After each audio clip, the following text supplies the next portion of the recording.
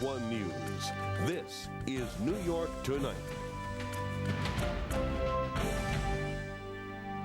Tonight, as the city rebuilds, when the FBI got wind of a possible terror threat, was New York City kept out of the loop? We'll bring you the details, and we'll give you a chance to weigh in. Well, the casualties are mounting in Afghanistan as the biggest battle in the war on terror rages on. And in honor of Women's History Month, we begin a week-long salute to the women of Ground Zero. Good evening. I'm Jeff Simmons, sitting in for John Schumo, who is on assignment tonight. Welcome to this live Monday edition of New York Tonight, the city's only nightly newscast dedicated to stories relating to September 11th. Well, topping our news tonight, word today that just 1 month after the terror attacks, a nuclear threat to New York City was kept secret by federal officials. That report has some lawmakers up in arms, but as New York One's Tanya Valle tells us, the current and former mayors are not jumping to conclusions. New York City faced a nuclear threat a month after the Twin Towers attacks. That's according to Time magazine, which reports federal officials feared terrorists were planning to smuggle a 10-kiloton nuclear weapon into New York City, a bomb capable of killing 100,000 people and sickening 700,000 with radiation. Senior Bush administration officials went on alert, but chose to keep it secret from New York officials, including Mayor Giuliani. If it's true, then I should have been notified, the New York Police Department should have been notified, and the governor should have been notified, and the state police should have been notified, at a minimum. Time reports Washington chose not to notify New York because it didn't want to create hysteria in the city. After weeks of investigation, it finally concluded the threat was false. The current mayor says Washington's decision was understandable. You cannot, every time you get a threat, without exercising some judgment as to the likely validity of that threat, go to the public and say there's a threat. It just doesn't work that way. But Senator Hillary Clinton wasn't so understanding. I was not informed, and I'm outraged.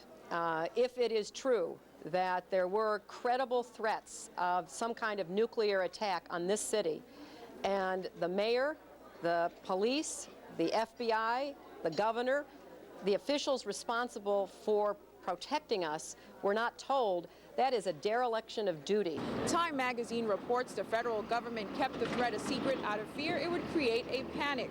Even so, many New Yorkers say they should know. They should have told us so, just so we could keep a little extra awareness. Anything that impacts upon the lives of New York City citizens should be knowledgeable to all of us, and let the people decide what action they should take. Since September 11th, the city and state have been pressing the federal government to share more law enforcement information. But whether that information would be passed on to the public is another question. In this case, not even the FBI was told of this possible threat. In Manhattan, Tanya Valle, New York 1. And last week we told you about a controversial documentary shot on September 11th. That's set to air this Sunday on CBS. It's being screened for the press tonight. The special, titled 9/11, is said to contain footage of rescue efforts inside the towers shortly before they collapsed. Some victims' relatives have complained that it will be too painful to endure, and the Bergen County, New Jersey prosecutor has asked CBS to postpone showing the special for another 6 months. But the network plans to go ahead and air it on Sunday, March 10th at 9 o'clock. Robert De Niro narrated the documentary and says the protests surrounding it are unfounded. I had an impression after reading an article in the papers about it that it was something other than what I saw, and I don't know whether they're against the thing itself and they saw it, or the idea of it is bothering them. I'm not sure. A CBS spokesman has said the documentary has nothing exploitive or violent, and he said he's heard from families who want it to air. Our John Schumo, by the way, is at that press screening tonight, and he will have more on what he saw later tonight on New York 1. Well, people and businesses affected by the terror attacks are getting an extra 6 months to apply for government aid. The Federal Emergency Management Agency has extended the deadline to apply for state and federal assistance until September 30th. The original deadline was a week from today. FEMA says it is still receiving almost 300 new applications a day, and so far FEMA has provided grants, loans, and counseling to 60,000 people. To apply for assistance, individuals and business owners can call FEMA's toll-free hotline. That number is 1-800-462-9029 between 8 in the morning and 6 p.m. Monday through Friday. Well, 3 years in prison is the sentence handed down today for a man who impersonated a firefighter after September 11th. 34-year-old Jerome Brandl was convicted on charges that included scheming to defraud. Prosecutors say Brandl, posing as a volunteer firefighter from Milwaukee, not only stole hundreds of dollars from a Queens woman, but was also given room and board at a city firehouse. Prosecutors say that Brandl was even able to con the fire department out of tickets to baseball games. He's now facing similar charges in Wisconsin, Kentucky, and Nevada. Well, turning overseas now, the biggest battle thus far of the war in Afghanistan has now killed 9 U.S. soldiers. The Pentagon says most of them died when a Chinook helicopter like this one came under enemy fire and was forced to crash land in eastern Afghanistan. Once on the ground, crew members were caught in a gun battle, but it's not clear who died in the crash and who was killed on the ground. Hundreds of Afghan soldiers supported by U.S. forces have been fighting Taliban and al-Qaeda troops since Friday near the city of Gardez, and at least one U.S. serviceman was killed and others injured when another helicopter was fired upon. Well, today also the chairman of the Joint Chiefs of Staff expressed his condolences to the families of those lost, but defended the operation itself. Any thought that they went in there unprepared or didn't know the terrain they were going into is just not true. It's like we said before, look at the map. This is very difficult terrain to operate in. The enemy is a very determined enemy, willing to die for their cause. And General Myers says the enemy has, in his words, lots of weapons, and they're well dug in. Well, a memorial service for the 343 firefighters killed in the terrorist attacks is being moved to accommodate a larger than expected crowd. The National Fallen Firefighters Foundation announced today that it's going to move its annual memorial service to Washington, D.C. this fall to accommodate an expected crowd of 20,000 people. The event is usually held on the mountaintop campus of the U.S. Fire Academy. The ceremony will honor the 343 firefighters killed in the attacks, as well as 98 other firefighters who also died in the line of duty last year across the nation. It'll be held October 6th in Washington, D.C., and President Bush has been asked to speak. Well, there is much more ahead on New York Tonight. When we return, I'm going to have the latest numbers from the World Trade Center site, and then I'll be joined on set by Sally Regenhart and Dr. Charles Jennings. They're heading to Washington later this week for a hearing looking into the attacks, which will ask why the towers fell. And that and a lot more coming up. Stay with us.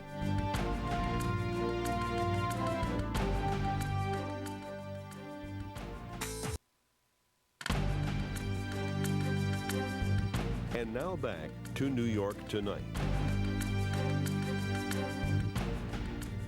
Welcome back. You're looking at a live picture of the epicenter. There has not been much change over the weekend in the numbers available to us from the Office of Emergency Management. The total of missing and dead is still at the same number as last week, 2,830. The number of people declared dead by the medical examiner's office is 747, and of them 177 are members of the uniformed services. The number of death certificates issued without a body is 1,925, which is down by 5 because 5 people were declared dead by the ME. The number of missing is 1,925.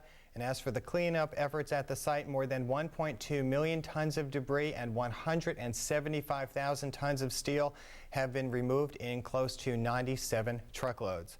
Well, a group of widows and parents of those killed in the World Trade Center attacks, along with firefighters from several states, will be in the nation's capital on Wednesday.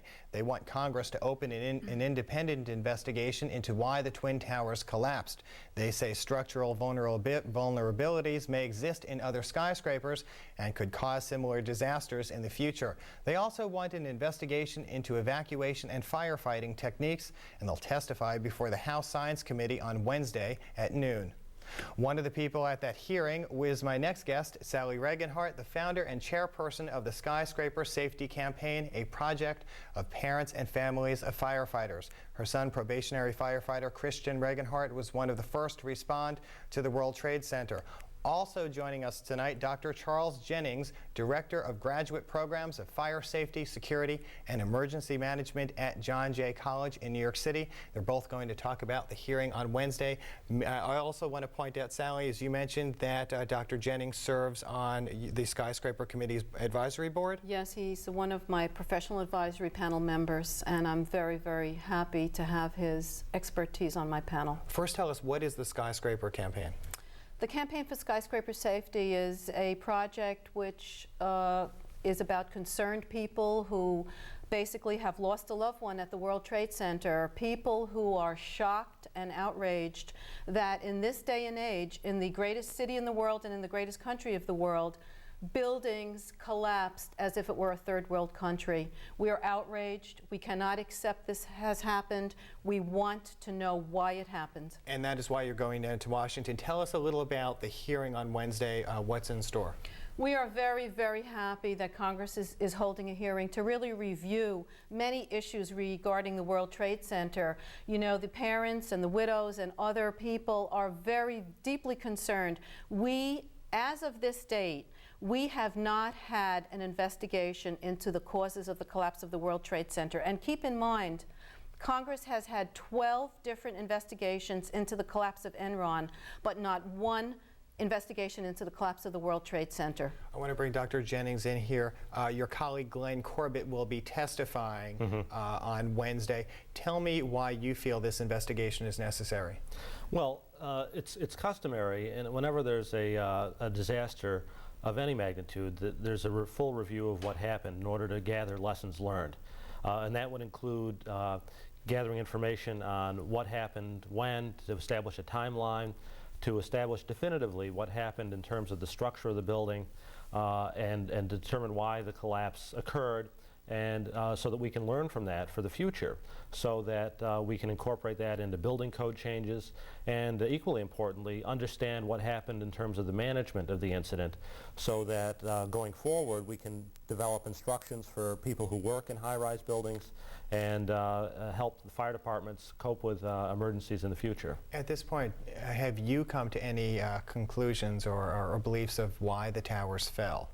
Well, I mean, there's a number of theories that are being kicked around out there, but the absolute problem is that there hasn't been a thorough inquiry. The American Society of Civil Engineers have been funded to the tune of about $600,000. Following the Northridge earthquake in California, there were something on the order of $12 million was spent to investigate structural problems, and that totally changed the way that steel frame buildings were constructed. And so what we're seeing in the media tends to be speculation, some of it more educated and informed than others, but basically speculation from structural engineers who have some degree of association with the project. But I've been, as all members of the professional community who are outside this fairly small group, have really not been granted access to the same information that they have. And it's really an open question as to whether that's going to be made public. Now, this hearing, Sally, was supposed to originally be held, I believe, last week, but that had been postponed. What has it been like trying to gather enough people to go down on Wednesday of this week? There's a tremendous interest. I think people are really beginning to realize they're coming out of their shock and their grief, and they are really realizing how angry they are and how needlessly their loved one died. You know, these people were the salt of the earth. They were overwhelmingly young people, vital people who are so necessary to the lives of their loved ones. You know, we have been devastated. Our lives have been destroyed by this. We want to know why this happened. We don't want them to die in vain. We want this to be a legacy, to learn from this. And my organization plans to work with building codes groups. We are not going to allow buildings to be built of any size, of any height, where a developer can walk away from it and leave it to the fire service to figure out how to defend it. From your research, do you believe that the Twin Towers were structurally safe? Do you believe that there were problems with them prior to this?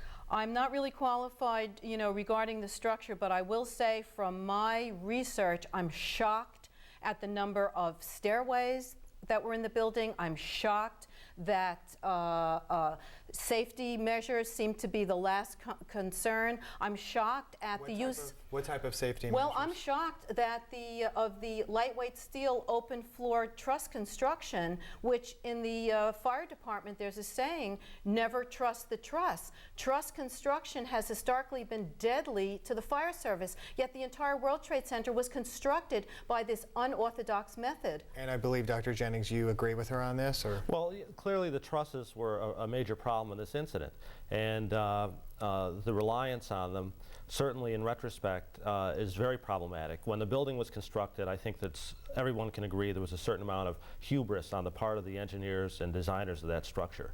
People have to remember that when the World Trade Center was constructed, it wasn't even equipped with sprinkler systems. And frankly, it would have been all but impossible for the fire department to extinguish a conventional fire in those buildings. And so there are a lot of issues that need to be looked at long and hard. And talking about a number of issues with you, Sally, over the last few days, one that came up was last Thursday night's meeting with a number of family members and top officials from the fire department, including the commissioner, Nicholas Scapetta. Yes. What were the main issues raised by people at that private meeting? Well, there were several issues, but the main issue that I raised was that I challenged the fire commissioner and the heads of the two fire unions to fully support and endorse this federal investigation, and I was very delighted that they did that. The department had told me they had endorsed that. Another topic I just want to bring up, R. John Schumo is not here tonight because he is at the media screening of this documentary that's going to air on CBS on Sunday. Yes. How do you feel about that? I have mixed feelings about the documentary, but I certainly feel that a lot of feelings could have been saved if every firefighter family who was killed and every rescue person, if they had just been sent a video in advance. I think the families really wanted to have that token of respect, that token of concern. There were some people that were adamantly against it. There were other people who felt that they wanted to see their loved one for the last time. So there was a wide variety, but again, you know, communication can either, you know, create an empire or topple it, and I feel that, I think certainly that if everyone had received a video in advance, I was struck by the sincerity of those brothers, the French documentary filmmakers. They were very concerned, they were very sincere, and I don't really know what the upshot was. I know that there was a request for the relatives to have a private screening also. And the fire department had said that they would also make this request. That they would look into it, yes, yes. As we wrap up, just want to get from you any more details on Wednesday's hearing. Anything else that our viewers should know about this hearing? I expect that it's going to go on for several hours. I believe it was scheduled, you know, a minimum of 2 hours, but I would like to say it's an open hearing. I would invite and urge every single relative of anyone who was killed at the World Trade Center to join us, to come to Washington, and to attend the hearing of the Science Committee of the House of Representatives. And quickly, what is your website that people can go to? My website is www.herowtc.org and click on Skyscraper Safety, or they can email me at sallyregenhard@aol.com. And it's REGENHARD. Right. Great, Sally. Thank you very much. Thank Dr. you. Jennings, thank you very much too for joining us. Time for a break, but up next we're going to get you up to date on some of the stories we followed over the weekend relating to the attacks. As we go to break, we'd like to remember a Port Authority police officer lost in the Trade Center attacks.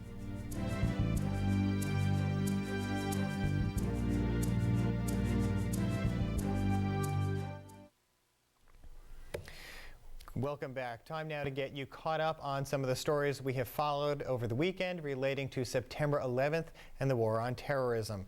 On Saturday, family members of Trade Center victims got together to help another cope with loss.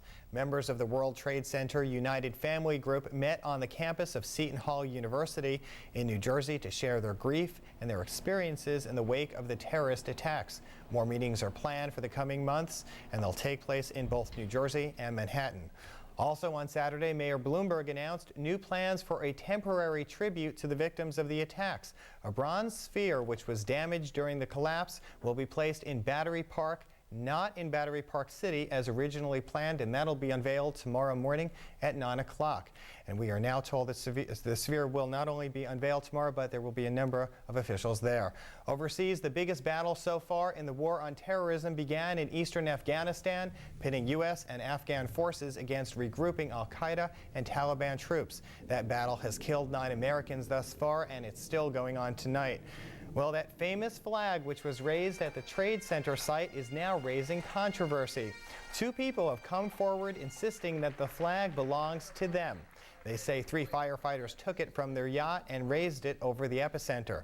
Firefighters are now slated to meet with the 2 supposed owners to determine whether it is indeed their flag, and their motive, well, the 2 are seeking a tax write-off for donating it to the city. And it was NYPD versus FDNY on ice. As we told you last week here on New York Tonight, the police department and fire department hockey teams were to face off Saturday at Madison Square Garden to raise money for 2 charities to help 911 victims. The boys in blue skated off with the trophy.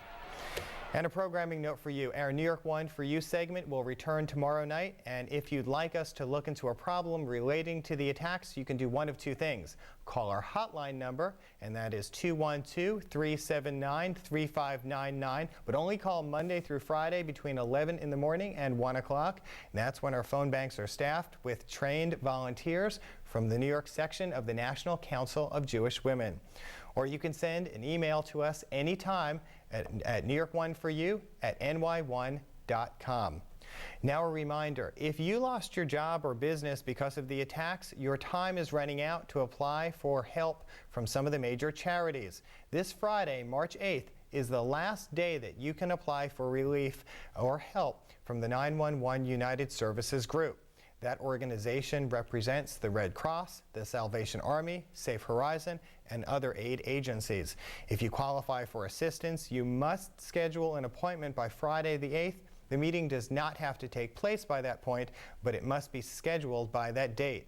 You must sign up in person at the Disaster Assistance Service Center, and that is located at 141 Worth Street in Lower Manhattan, and it's open Monday through Friday from 9 to 5 and Saturday from 9 to 2.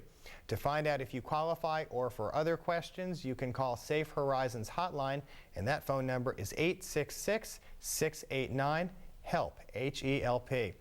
Well, as we head into our second half hour, we're going to update you on today's top stories. Also ahead, we begin our Women's Week here at New York Tonight. We'll sit down with a member of the NYPD who helped with the search and recovery process.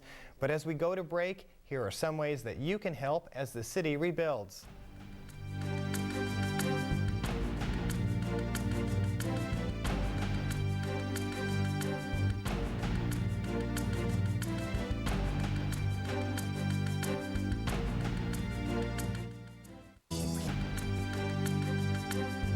And now back to New York Tonight.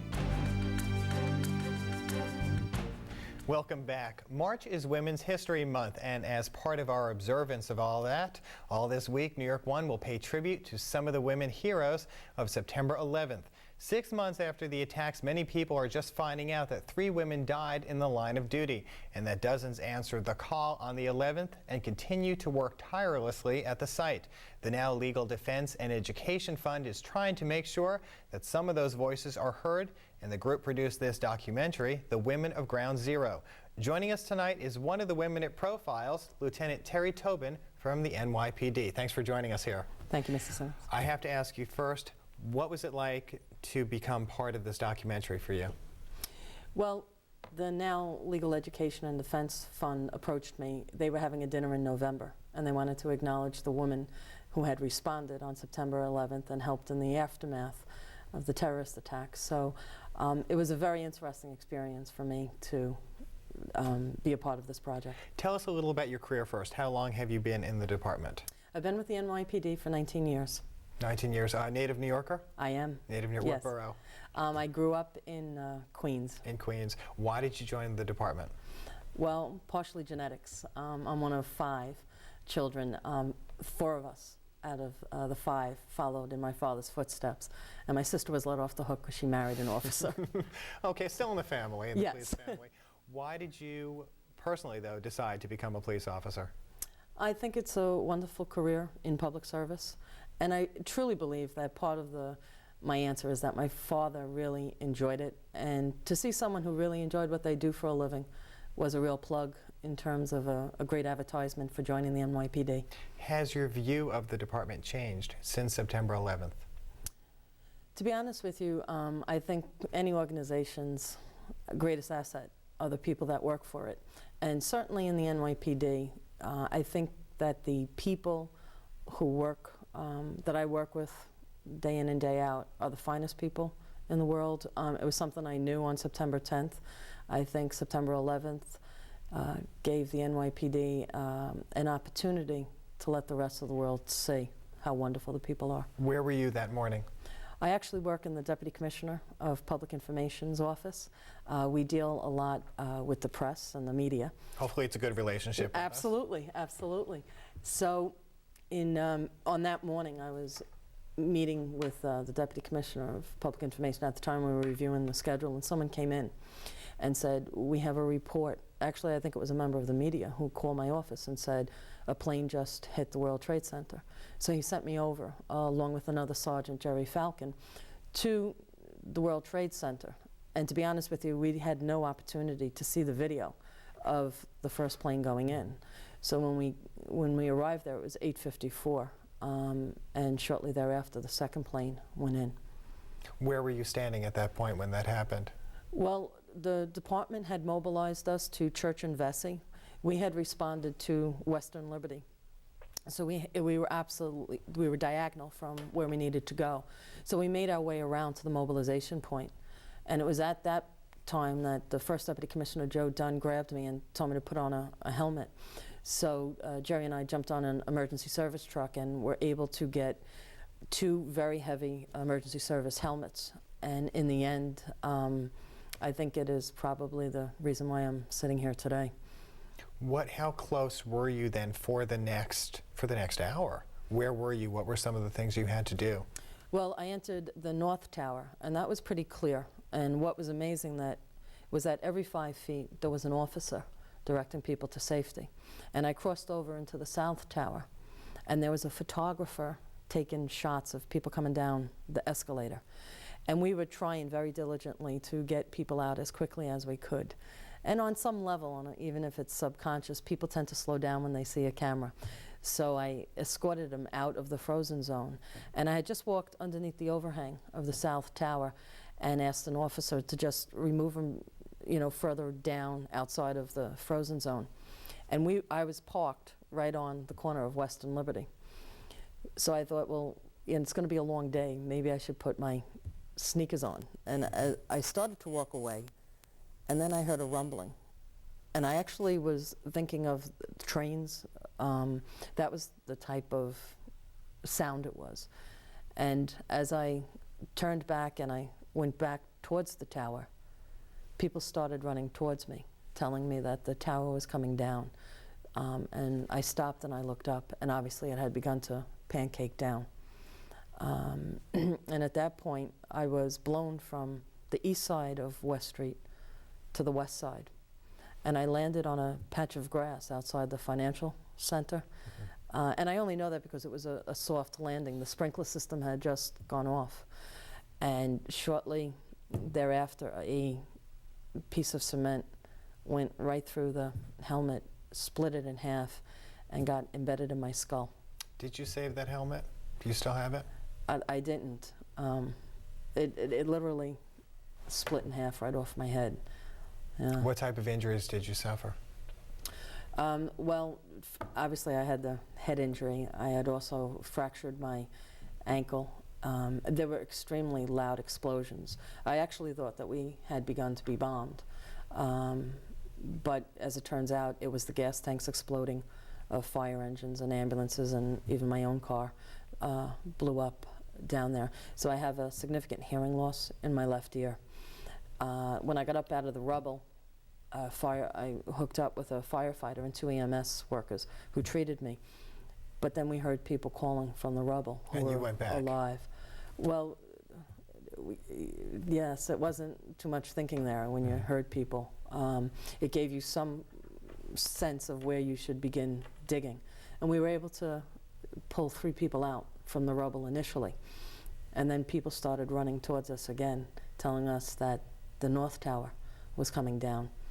So they were telling people to run towards the water.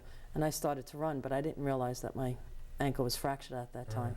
And I got hit really hard in my back. And I went right down to my knees. And I knew that I wasn't going to make it to the water, because when I turned around, that black cloud was coming towards me. So I got up, and there was an apartment building there. And I opened up the door, and I went inside, and there was a doorman's post. And then I walked further into the lobby, because I wanted to get away from the glass. And all the elevators were stopped on the first floor. But shortly thereafter, that black smoke started to come in through the elevator shafts. So I said, well, let me go into the stairwell. And I opened the door to the stairwell, and it was lined with the building's residents, who I don't know how long they had been there. So my fear was, as the smoke began to clear, was that other buildings were going to be affected by these towers coming down. So I told them to go out and stand in the lobby. And as I made my way out to the door that I had come in from, I saw 2 NYPD officers, and they told me that boats were coming to the slip and that we were going to be able to evacuate them. Over to Jersey City over or to Hoboken. Jersey. And at that point, they told me that there was a shard of glass that had gone through my blouse and embedded itself between my shoulder blades. How often do you replay that day?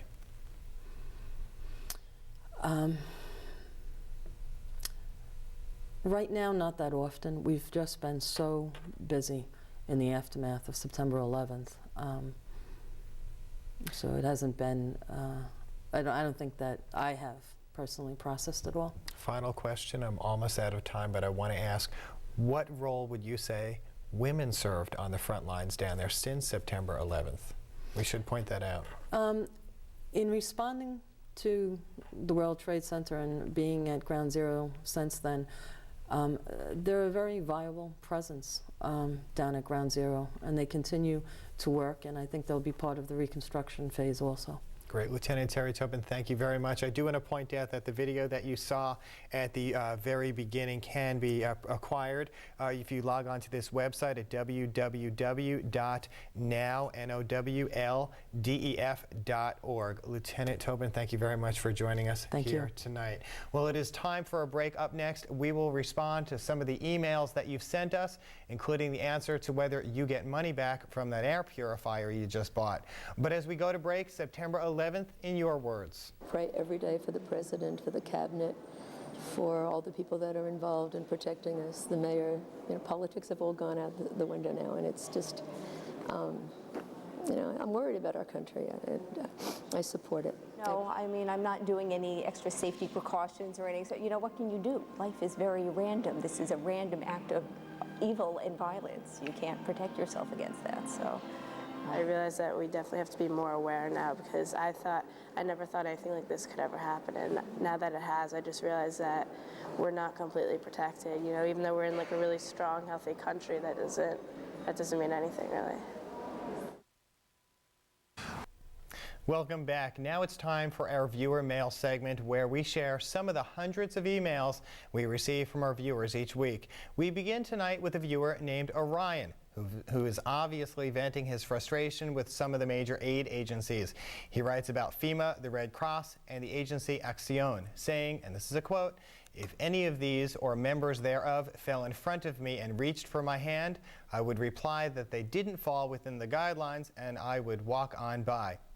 Now an email on an issue we've addressed here on New York Tonight. CJ writes, quote, "I have heard that one of the government agencies will reimburse Manhattan residents for the purchase of HEPA air filters. Do you have any information about this?" Well, CJ, the short answer is you can be reimbursed, but only by calling the Federal Emergency Management Agency's registration hotline. That number is 1-800-462-9029, but FEMA says not everyone is eligible for a refund. FEMA also wants to warn you, if you've seen flyers like this one, which say you can get free air purifiers, the number on those flyers is not FEMA's number, and you should be aware of false promises. Moving on now to an email on a topic that still remains at the fore: what should eventually replace the towers? Bill writes, quote, Although nobody questions the need for a memorial, it's also important to restore the Twin Towers, perhaps offset from the footprints of the original buildings. The terrorists succeeded in wiping an American landmark off the map, and building nothing in its place will simply affirm their crime. And if you have a question, a comment, an idea for a story, or if you have memories of someone who died and you'd like to share them with us, we'll share them with our viewers. You can email us at ny1tonight@ny1.com or send us a letter at New York Tonight at New York 1, 75 9th Avenue on the 6th floor, New York, New York 10011. Well, you remember a couple of months ago we gave you the opportunity to weigh in on the future of the Trade Center site in our first New York Tonight online poll. We were flooded with responses, so now we're giving you the chance to speak your mind again. Right now on our website, NY1.com, NY1.com, you can weigh in on our second poll question. We're posing this to you in light of the story in Time magazine that New York was kept out of the loop about what initially was termed a credible threat. Our question: how much should New Yorkers know about terror threats? Should we be told about every possible threat, only the credible ones, or should we not be told at all? You can respond by going to our website at ny1.com, and we'll bring you the results a week from tonight on March 11th, which is the 6-month anniversary of the attacks. Well, it's time now for a break. As we close out the hour, Senator Chuck Schumer wants to bring the music back to New York to help the city's economy. We'll tell you about his plans when we return. But as we go to break, here's an event going on around town relating to the city's recovery.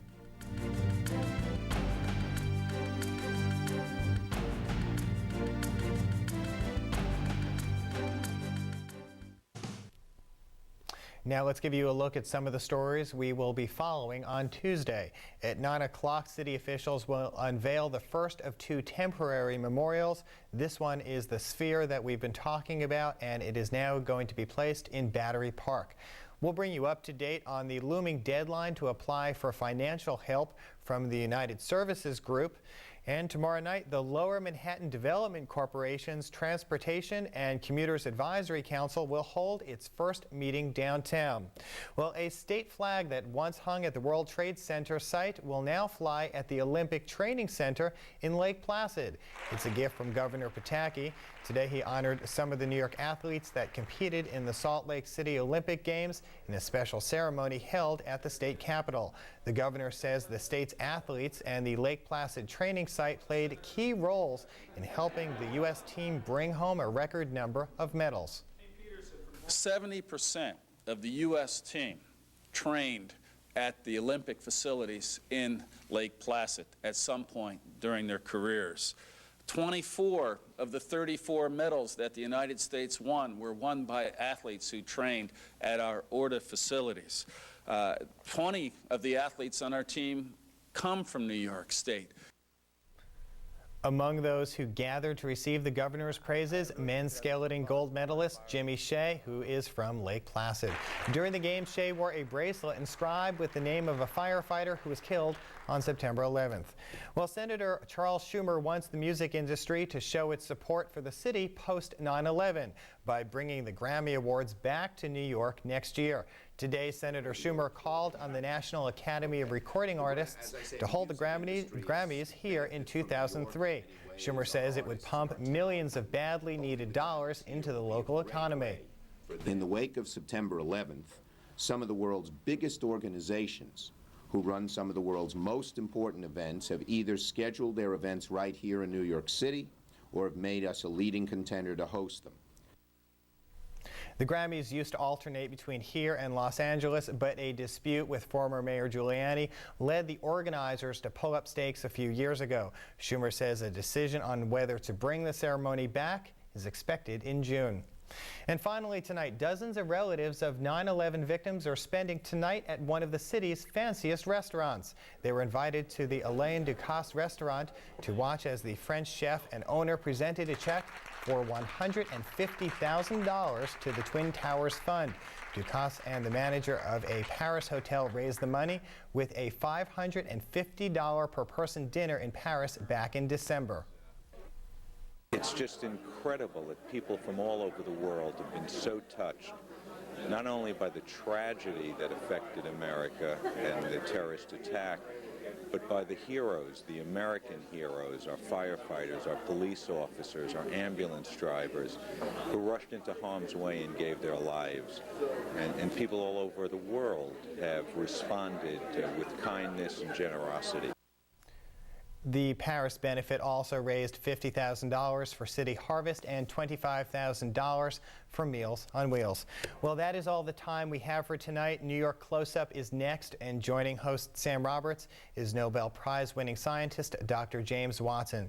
Join us tomorrow when John Schumo will be back at 8 o'clock for another live edition of New York Tonight. Good night.